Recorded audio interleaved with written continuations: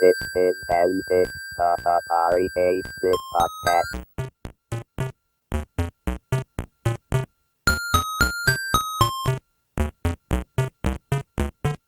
This is Antic, the Atari 8-bit podcast. I'm Kevin Savitz. This is the third episode in a series of interviews with the kids of Atari's Youth Advisory Board. A quick recap. In 1983, Atari formed a Youth Advisory Board, selecting 20 teenagers from around the United States to share their opinions about computers and video games, to test software, and to promote Atari's computers at events. The group consisted of kids aged 14 through 18, mostly regular kids, some computer geeks, and a couple of celebrities. This interview is with John Dickerson, who was one of the geeks.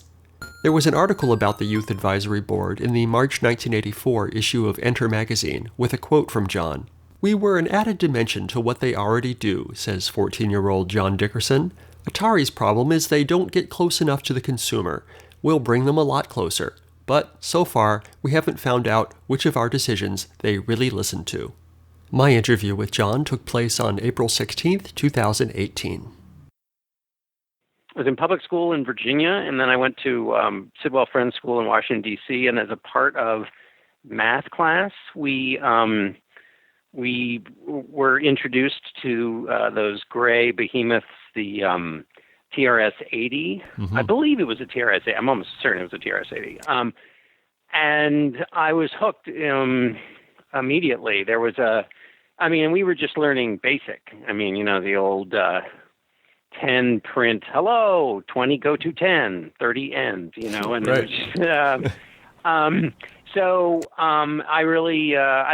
I was obsessed, and I used to go down to Georgetown Park, which was kind of near where I lived, and there was a Radio Shack there, and they had computers, and I would just go and sit and mess around, programming incredibly simple, basic, programs with a lot of if-then statements. And I was really into it. And in fact, I asked for my birthday, or I don't know, I guess it was my birthday. I can't remember, or Christmas or something. Anyway, I asked for a TRS-80, and I think with maybe a printer, can't remember the exact configuration. And we got one.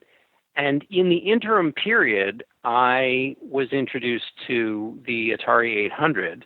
I think because a friend of mine had one, or I can't remember what introduced me to them. But I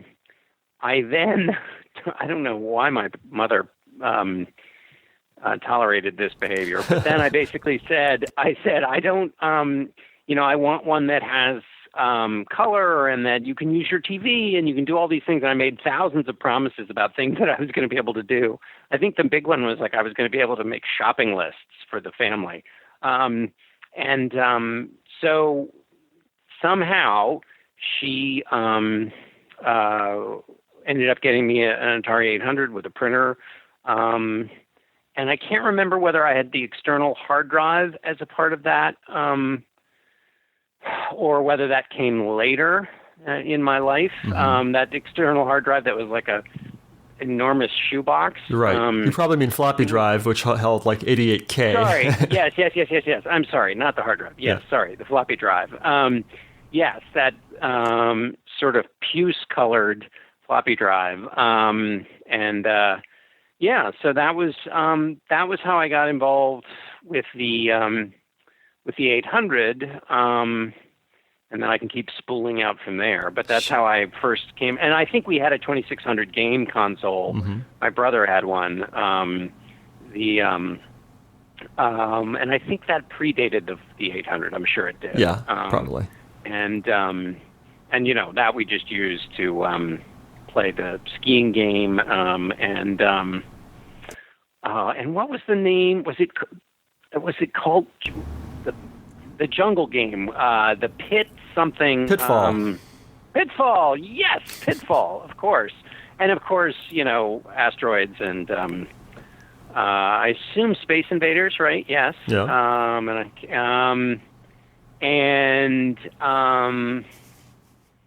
Oh my gosh, I'm so embarrassed. What was the one where you where you're protecting your cities. Missile Command. Missile Command. Thank you. All right. Sorry. So I guess the most pressing question is, did you make shopping lists on your Atari 800 as promised? I did. I did make them with the dot matrix printer that was probably, by today's standards, was so loud. I did, and it was it was a really interesting change in the power dynamic because, well, so my mother, with whom I was living, my dad had moved out. What was I doing all day and night? This was, now we think of kids playing on their computers and, parents have some concept of what they're doing, but this was totally crazy and foreign. And the worry was not so much anything I would have been doing on the computer, which back then, I don't think I had a modem yet. I almost certainly didn't. The old mouse ears modem, but the biggest worry was that I would use the television set that was a part of my 800 to watch actual television. She wasn't worried about me playing games all day long. It was whether I was sneaking in a little bit of Star Trek or something on the television. Yikes! Yeah, that'd be no good. Nothing good happens on TV, right? Well, we weren't allowed to watch TV. And A, the answer to that, of course, is yes. But B, we weren't allowed to watch TV during the week. So that's what that was all about. Cool. All right. So I don't really know the chronology of things. I know you were on the Youth Advisory Board. I know you had a buddy, Robert, who you were doing Atari stuff with. So kind of what happened next? Sure. So what happens next is I'm really into computers, and my mother ends up for some reason, knew Ray Kassar, who was I guess he was the CEO of Atari. Mm-hmm. She knew him from a previous life. And for some reason, Ray Kassar was going to be in Washington. And so he came over to my mother was having a party, and Robert Albritton, who was my friend who may very well have had the Atari that convinced me that I should switch from a TRS-80 to an Atari. He and I were in my brother's bedroom, which I took over and made my computer lab, which sounds fancier than it is, but I just used his desk to set it all up on. Robert and I were there, and my mother brought up some people from the party to show them like this crazy new thing called a computer. Mm-hmm. And this is I guess 1980, 81. So we did our little song and dance about what it could do, and I'm sure I mentioned the shopping list again, and because what else? I'm sure I mentioned like balancing the checkbook too, even though I didn't have a checkbook.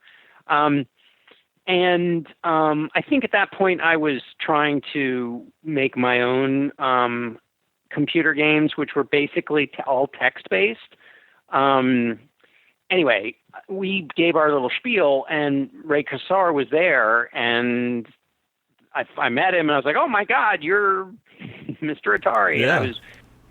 So anyway, he saw what we had done and said, "I want you to come out to the CES and present for us, with our, at our sort of part of the Consumer Electronics Show." So of course we were thrilled, but there were a couple of challenges. One, we were 12. Two, and then the big problem there was that you had to be 18 to even get in the Consumer Electronics Show. I can't remember exactly why, but I think one possible reason was that we were the Atari. It wasn't a booth. It was kind of whatever the little platform was on which Atari was selling its products was right next to the Playboy home video sales booth or whatever. Mm-hmm. So, for a 12-year-old. And I remember Jaws was there, from the James Bond film. He was there. Somehow he was either involved with the distributor of videos or something, but he was in the physical area of near us. And I remember this because my mother and also Robert Albritton's mother both flew out to Las Vegas to kind of make sure that we weren't being, because there wasn't really a system for dealing with 12-year-olds, right? And we were staying at Caesar's Palace, of all places, right? So they basically thought we were going to the city of sin, and they wanted to make sure we didn't, I don't know. Watch television or something. Exactly, right. Yes, exactly. Sure, become a craps expert, fine, but don't you dare watch television. So they were there in a kind of chaperone capacity, and the big upside for me is somehow Frank Sinatra was playing at Caesar's, and I got to go see him at Caesar's Palace while I was there working for Atari. So wow. that was a huge. I mean, what did I know from Frank Sinatra at the time? But now, looking back on it, it's cool to say you saw Frank Sinatra perform at Caesar's Palace. Anyway, I remember basically, standing up and talking about like how great computers were, and I can't remember what the sales pitch was. I'm sure we were super enthusiastic because it was. I mean, even being able to print, it's hard to conjure this, I would gather, for people today, but even being able to control the words that printed on a screen was magical. And to create a program that said to somebody something as simple as, what is your name? And if they typed in the name correctly, it would say that is correct. Or if they typed it in incorrectly, it would say that is incorrect. Mm-hmm. And just also the power of input statements, if-then statements, and print. Just those three little commands. In various different combinations, was really, really powerful.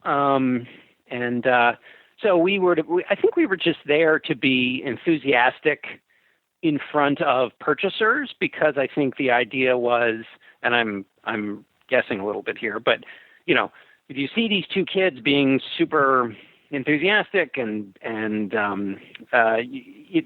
you would want that enthusiasm in your store where you were selling Atari 400s and 800s, because it showed, there's this possible market out there for computers for kids. And I don't know, I can't remember there was a major game that was, I think that they were also selling for the 2600 at that point. I don't think it's E.T. I don't think it was E.T. because E.T. has taken on such a life of its own as a disastrous Atari offering. Sure. I don't think that's what it was, but there was some big rollout because the 2600 was the really big deal. We were kind of the sidelight because that was when, what was it? The 2600 in television. Was it Commodore? Was there what were the games? The ColecoVision. ColecoVision. Yeah, in television. Okay. Yeah, 2600. Those are the big three at the time. Yeah. So that was the CES, and then I think it went so well that that Atari decided to have a kind of this mix of PR and sort of sizzle and some real. I mean, we were super passionate. We weren't just sort of candy. We were really into it, and so this kind of programmers who were interested in the next generation of computers it was both real and also a little bit of sort of PR. So that's what they created, the Atari Youth Advisory Board, which was, I mean, as far as I know, which was basically real programmers, real kids who were doing amazing things.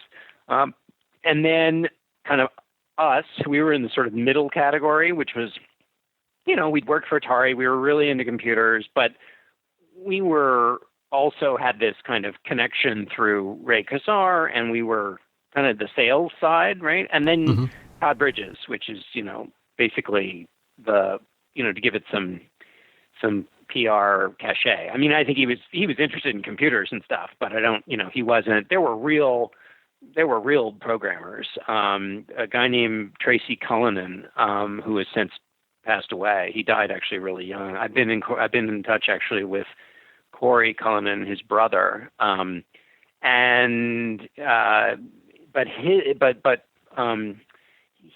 Tracy was a legit software programmer. I mean, the most legit I ever got was writing some BBS software that allowed me to have a BBS for a little while. But I think even that I built off the shell that was mostly created by Robert Albritton. And I never quite got to. I did a lot of programming with Pascal and BASIC, but I don't really. There other than some cool graphical things. And some sort of half-made computer games. I never, had a thing that was sort of my magnum opus. Mm-hmm.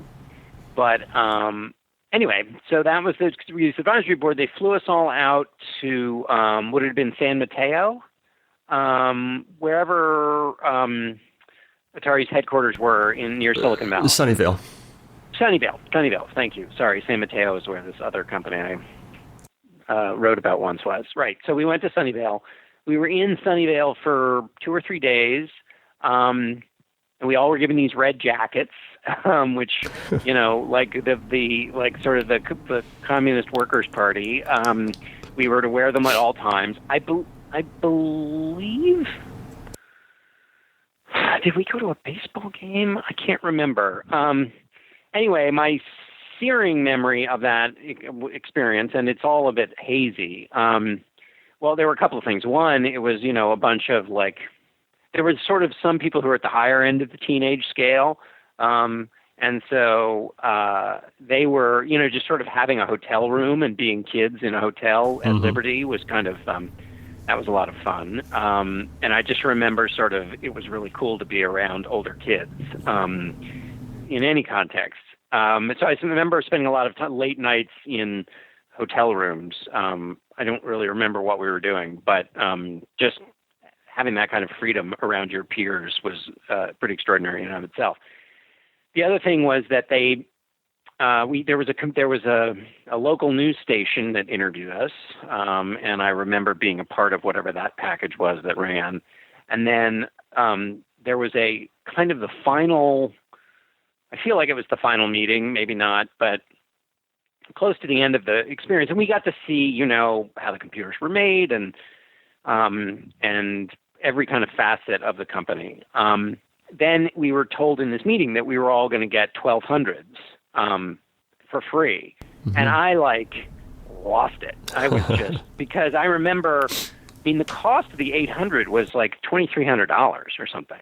I mean, I have the receipt, which I tried to find, but I can't. I'm in the middle of moving, so it's all hidden in various places. But the cost of the 800 and the printer and the floppy drive, and I don't think I would have gotten anything else, was about the equivalent of what a pretty well tricked out Dell would cost today. Mm-hmm. So that was. But anyway, we got this free 1200. Amazing. And we were also given a copy of VisiCalc. And the whole conceit was we were to try out the 1200, write back and tell them what we thought about it. And then also, whatever a 12-year-old knows about VisiCalc. But anyway, play around with VisiCalc and give, and at that point I must have been older, but a little bit older, but, report back on what we thought of that. And that's, I think that's the extent of my recollections. There was also apparently a trip to Chicago with some portion of the Youth Advisory Board, which I never knew about. I don't think I knew about until Corey Cullinan told me. His brother went on that trip. So maybe that was something either my parents didn't, there was a conflict or I don't know. But I don't remember going to Chicago with the Youth Advisory Board. And then, so all in all, it was a good trip. You had fun. And it was a amazing. I got a free computer. I mean, first of all, it was amazing to think you're leading. There's this. Computers have changed the generational relationships, and it's all sort of obvious now. Well, I guess there's that old Groucho Marx joke, right? This is so easy, a 7-year-old could do it. Now get me a 7-year-old. Right. That has been true about things, but it was really true about computers, which is that you knew more than the adults did. and you were not only, it wasn't something frivolous you knew more than the adults about. And so, that was fabulous. Plus, again, having your hands on the tools that could create, and we're in like Tron era now, and so just being able to create and manipulate computers in a way that made adults react in awe was really neat. And just being able to produce something. And I mean, the hours of coding that I did, and was it Byte magazine, where they would print the programs in the pages of the magazine, and you'd have to transcribe them? Yeah. Yeah. Oh my God, the number of hours that I spent, typing in, and then you have to find out where the mistake was, where your typo had caused the whole thing to crash. And I remember, I tried to teach myself assembly language once on vacation, which is really a very difficult thing to do because I didn't have a computer with me. So I was just reading about abstract, assembly language programming.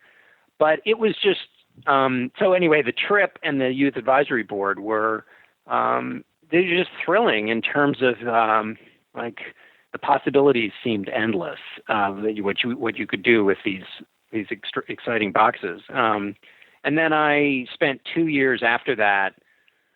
I spent 2 summers. I sort of, in school, I was a teacher's assistant for one semester in the computer, I guess it was a Pascal class that I was sort of the teacher's assistant.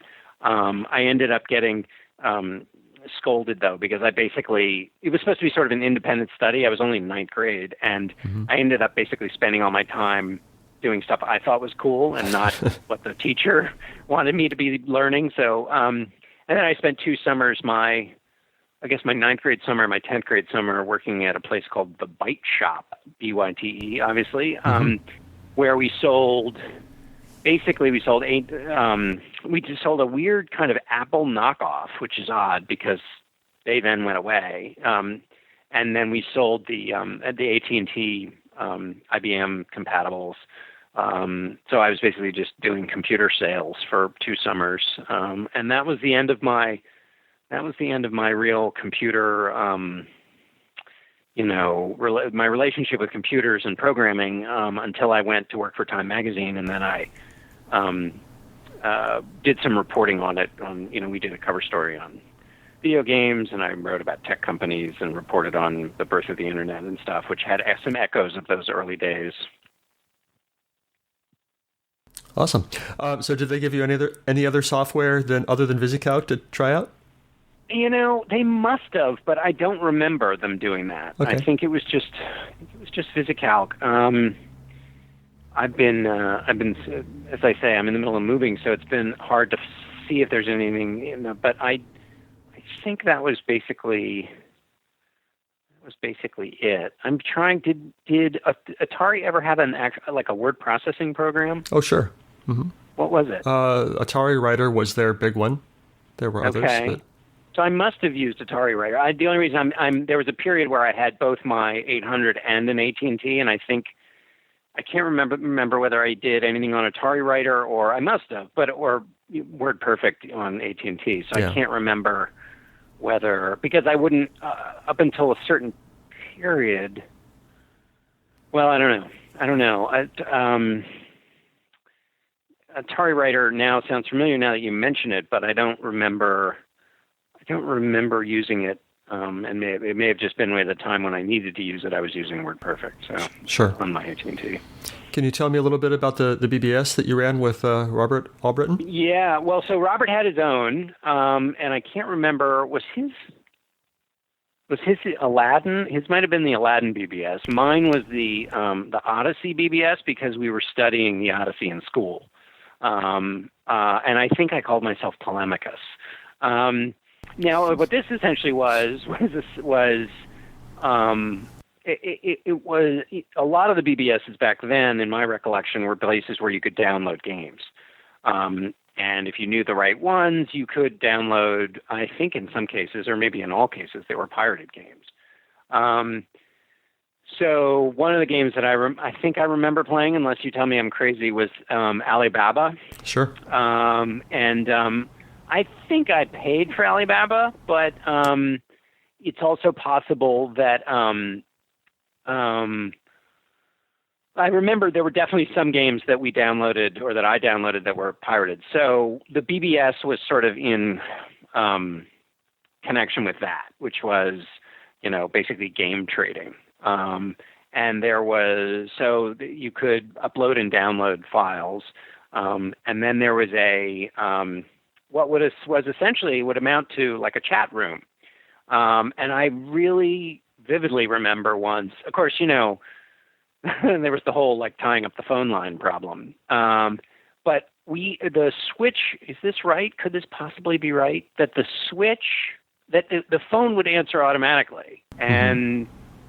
And then, so when that happened, of course it was thrilling because like, who knew you were there on the other side of the world? And I remember having a conversation with a guy who basically was a little bit older and was a serious game trader, which is to say was what would be called, I think he would have been called a hacker, because of his basically the amount of pirated game software he had and his level of computer expertise. But I remember having this conversation thinking like, oh my gosh, you are what I someday want to be. You know so much and all these things. And I remember him clearly saying, no, once you get to high school, you're going to like get interested in sports and girls and you're like, your days of staying up all night long staring into a blue screen, those will go away. But it was really, because I was like, what are you talking about? How could that possibly be true? Anyway, I remember that as one of my conversations on the Odyssey BBS. So I think it was basically that, though, that it was. I can't remember the kind of protocol or what the norms were. It's funny to think about norms in trading pirated software, but and I can't remember whether it was all pirated, or what the deal was. But anyway, there was a kind of, I felt like there was some norm about like you couldn't just go in and just raid somebody's menu. You had to kind of leave one, take one, or something. Normally there was some sort of ratio system or something, and it was like upload one, download one, or some that's sort of byte count or something. Yeah, that's what I recall. And was that basically the way it was? Were they just single dial-ups, or because the first multiple dial-up BBS that I ever remember connecting to was the Well and Echo. But that was in the mid-90s. In the Atari era, there were a few multi-dial-ups. It was certainly possible, but it was not the norm. Most of them were just one user at a time.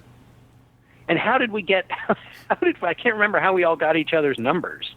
How did that? How would anybody have known to call me? I definitely remember that happening, and I remember having numbers that I called, but I can't remember how we knew each other were out there. Yeah, there were BBS lists which were published in magazines. That's like how you got your first one, typically, in a magazine or a newsletter. And then once you found one, then that BBS would typically have a list of other local BBSs. That's it. Yeah.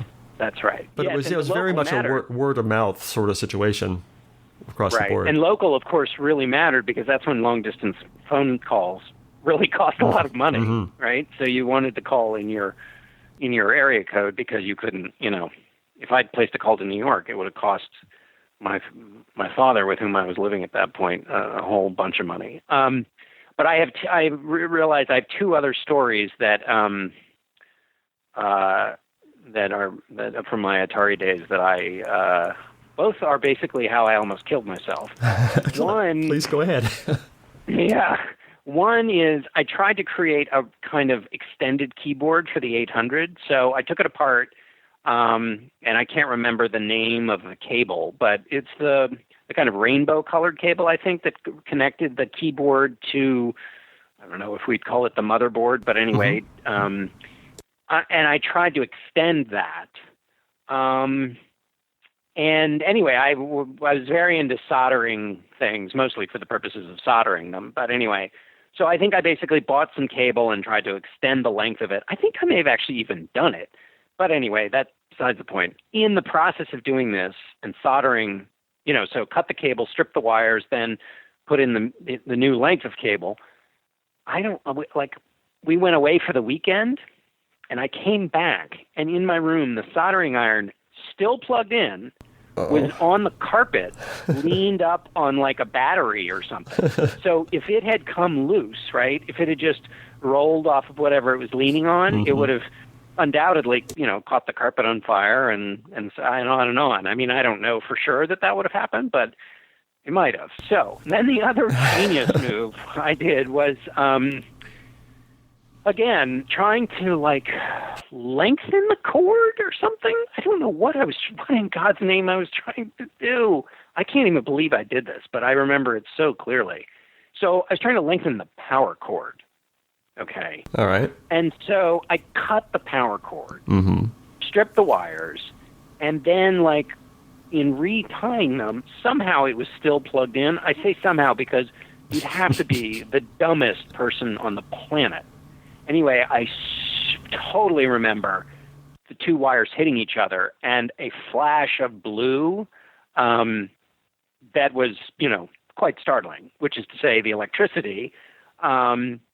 Anyway, it didn't get me, but I mean, it could have. Yeah. And I'd basically be holding on to a live wire. So it's that almost above anything else terrifies me about you're in the middle of you're totally excited, you have this idea and you're going to do this and do that and take this and that, and you're just in the middle of the race and you're not thinking, and that terrified me. Anyway, so those are my wow. Those are my other two bits of genius of my days with Atari. Wow. Apparently you hadn't heard of extension cords. They're easy and cheap. Yeah, no, exactly. Why? You know what I don't know. I don't know what I was doing. I think, was I trying to, I don't know. I can't remember the extent. I mean, there was some reason for this, but for the life of me, I can't fathom what it was. In your book, you mentioned something about getting into trouble for reading someone's email. I don't know if it's relevant or if it's something you want to talk about, but it sounded interesting. Yeah. So my best friend at the time's father was involved with sort of the, burgeoning computer science industry. And so he had I think they might have called them an old telex machine. It's basically like a dummy terminal. Teletype. That dialed up. I can't remember whether we used acoustic coupling or not, or whether it was I feel like what might have been innovative about it was you actually plugged it into the wall, but I don't even think that's true because back then the phone lines were even more primitive than that. Anyway, he could get email, and also they had a sort of message board in his company. So I figured out how to get that, how to basically hack in. I basically just figured out his email and password, or his username and password. And then you could access it remotely. So on my computer at home, I could dial in and look at and I was just screwing around. I was just I was reading his email, so that wasn't, and what's extraordinary is this is in 1982 or something. I mean, email was such for me, and I think even in the public, was such a new thing. So that was just fascinating. Anyway, I was just reading these incredibly boring emails about meetings and various projects and this and that. And, and there was it wasn't anything creative or special, but every time you read the email, it would move it from the inbox to wherever, to some other queue or to a folder. Or anyway, he was in his job. His boss was like, why didn't you answer my email? Or why didn't you move on this thing that I told you to do? And so he was getting in trouble for having appeared to have read all the emails, but not having actually responded or done anything. So I don't know how they traced it back to me, except that it was probably totally obvious because I had expressed all of this fascination with the little terminal that he had brought that he had brought home to do his work. So they were, in retrospect, they came down pretty hard on me, which maybe that was an important thing. There was a lot of hacker sort of fear and terror then. A lot of it, I don't think certainly nobody was doing anything close to what they're doing today. But there were various stories floating around about kind of young hacker types doing. I can't even remember what they were doing. How much damage that War Games movie did all sorts of damage to us modem people. That's exactly right. That's exactly what it was. So I think there was some, attempt to kind of scare me. Look, what I'd done was totally wrong, and it was a breach of privacy and a breach of trust. I don't mean to minimize it, but I do remember this kind of extra level of sanction, which seemed aimed at making sure that I didn't, become, the next War Games, victim or perpetrator. Sure. So what haven't I asked you about the Atari days that I should have? Let's think. I don't know. I think I really believe that all the programming that I did and the linear... two things. One, I would love, if I had free time, to go back to programming because it was I guess the way people have like model trains or people build dollhouses, like they're just getting back in touch with that very specific methodical work. I mean, obviously it's grown to be, the core part of our lives. But I just getting back in touch with the joy that I used to feel about conceiving of a program, writing the program, troubleshooting the program, working it until you had something that actually ran. I would love to get back in touch with that. And the thing that has occurred to me over the years, and I think this is true, but is that becoming a writer has some similarities or some connections with the methodical approach you have to have when you're writing a computer program. What you don't get to do, which I wish you could do, is, you can make a fix, run your program, it breaks down, and it gives you a little more information about where to fix it, or where your subroutine doesn't work, or, you can test it along the way. If you're writing something and you're not going in the right direction, you don't really have that same testing mechanism. But the linear and block, when you string together a bunch of subroutines, that's essentially what you're doing when you write. And to the extent that you can move subroutines, is not too terribly different than moving a paragraph. And I think that's got to have helped with the profession I then went and chose. So I always think there's probably some connection there. Let's see, what else? I suspect that if I went back and looked at the games I used to play, like Alibaba in particular, I bet I would have a kind of deeply elemental flashback. Because when you spend so many hours inside of a world, it's got to leave impressions that you can excavate in the right circumstances. But I haven't really had a chance. This conversation and the brief preparation I did for it have brought some of those memories back to life. But it was a really important time, especially since my parents were getting divorced right around this period. So it was a way to create my own world and have control over my own world. At a time where there wasn't, there were a lot of things happening that were out of my control. All right. Just a couple last questions. You mentioned your profession. Can you explain what you do today? Sure. I'm a journalist. I am the co-host of CBS This Morning, and I am also a contributing editor to The Atlantic. And I also am on two podcasts, the Slate Political Gabfest, and also I host a podcast called Whistle Stop, which is about presidential history. And I was a full-time print reporter for almost 25 years with Time Magazine and Slate Magazine before I moved over into television. And I was the host of Face the Nation for 2.5 years before moving on to CBS This Morning. Well, it's a good thing you didn't explode yourself without Atari. I know. We could. You got a lot done.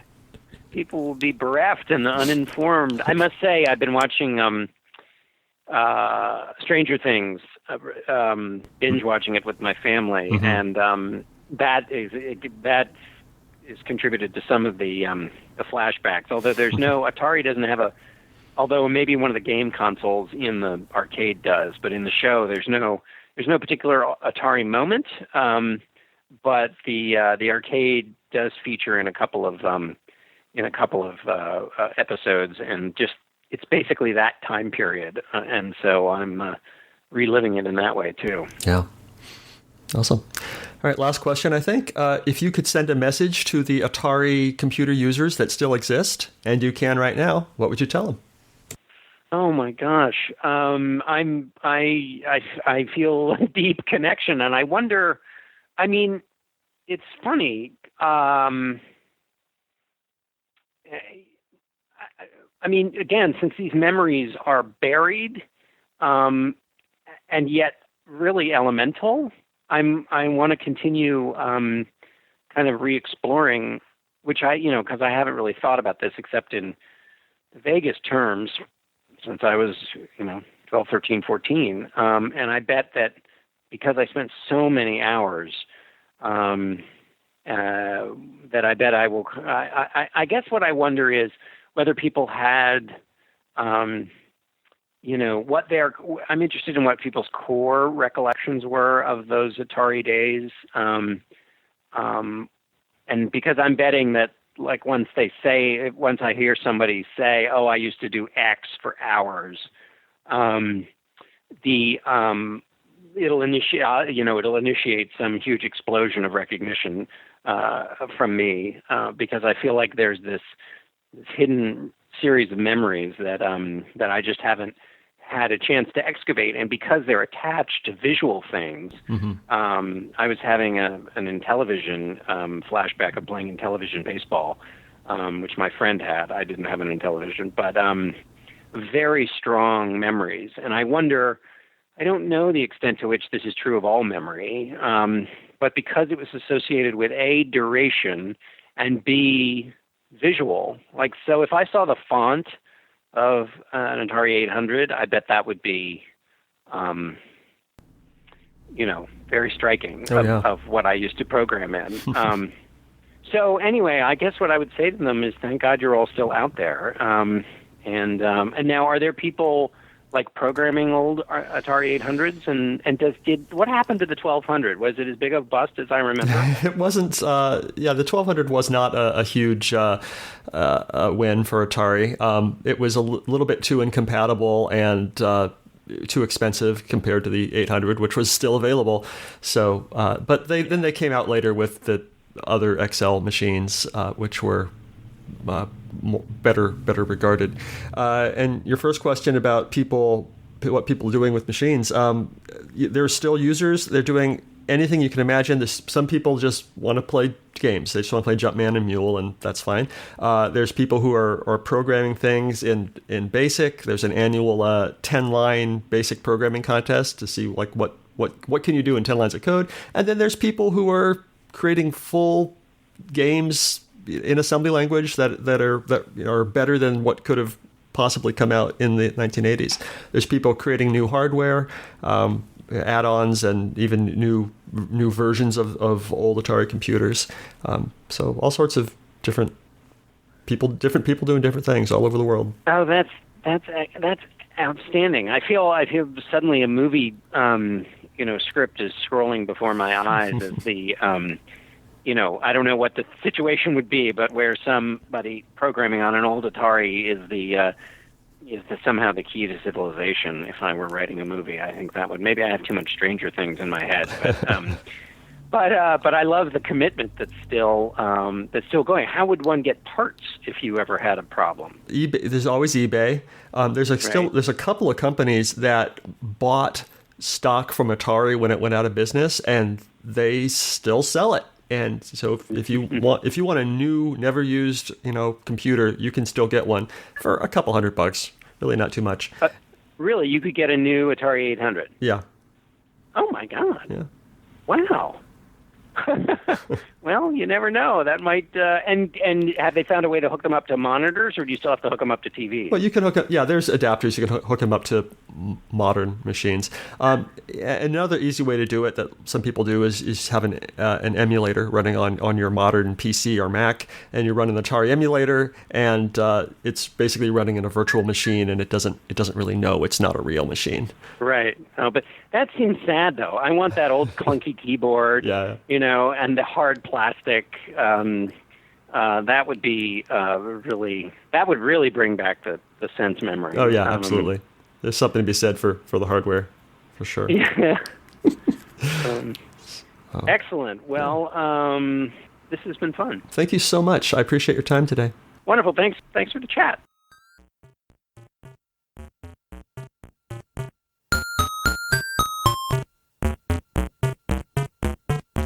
If you enjoy these interviews and would like to contribute, there are two ways you can help. You can help fund these interviews directly by contributing to my Patreon. A small monthly contribution will help offset the expenses of making these oral history interviews. Contribute at patreon.com/Savitz.